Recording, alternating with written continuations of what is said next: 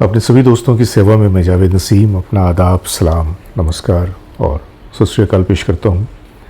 दोस्तों, अभी पिछली वीडियो में मैंने आपके सामने एक ऑडियो पेश किया था अनु मलिक जी का, जिसमें उन्होंने बताया कि फ़िल्म पूनम का जो गीत था, मोहब्बत रंग लाती है जनाब आहिस्ता आहिस्ता, उससे जो जुड़ी हुई बहुत ही प्यारी सी कहानी थी, मैंने उसका जिक्र किया। आप लोगों ने उसे देखा भी, काफ़ी सराहा भी।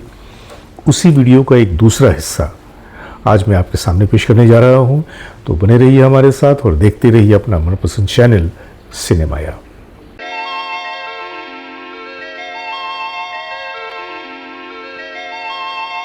तो दोस्तों, आज मैं आपके सामने पेश कर रहा हूं पिछले वीडियो का दूसरा हिस्सा कि जिसमें उसी फिल्म के एक और गीत के बारे में अनु मलिक जी कुछ बता रहे हैं।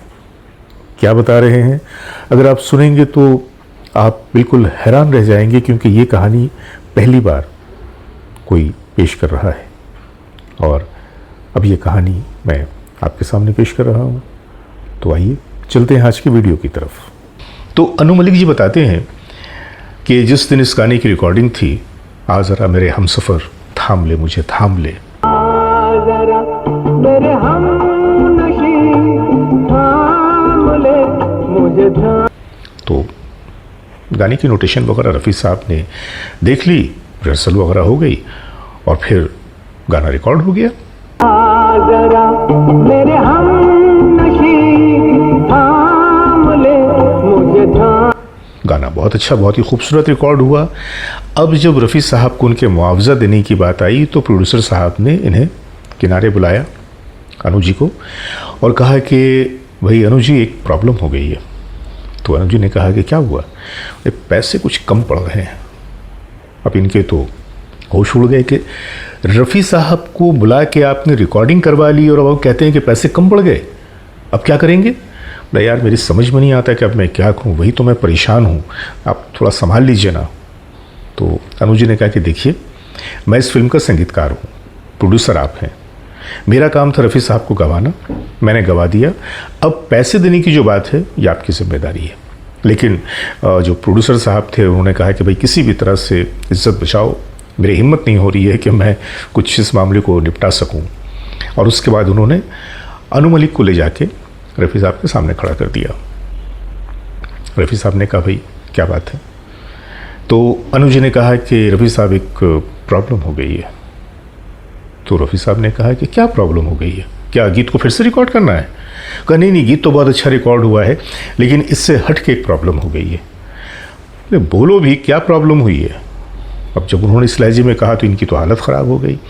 कहा नहीं सर, वो प्रोड्यूसर के पास पैसे कुछ कम है, पैसे नहीं है उनके पास देने के लिए आपको। क्या पैसे नहीं है? अब ये लहजा सुनकर तो अनु जी भी थोड़े से खौफजदा हुए। तो उन्होंने रफ़ी साहब उठकर प्रोड्यूसर के पास गए और जाकर कहा कि क्या बात है? तो उसने बहुत ही हवास बाख्ता लहजे में कहा कि सर, पैसे थोड़े से कम पड़ रहे हैं। वो अच्छा, पैसे कम पड़ रहे हैं, तो एक काम करो, वो जो कम पैसे हैं ना, वो तुम अपने पास रखो और मुझे 50 रुपये कम से कम पेट्रोल के तो दे दो यार, मैं बांद्रा से आ रहा हूँ, तो 50 रुपये पेट्रोल के तो दे ही सकते हो। इतना कह के वो मुस्कुरा पड़े। और उसके बाद आप ये समझ लीजिए कि उस गीत को रफ़ी साहब ने महज 50 रुपये लेकर गाया था।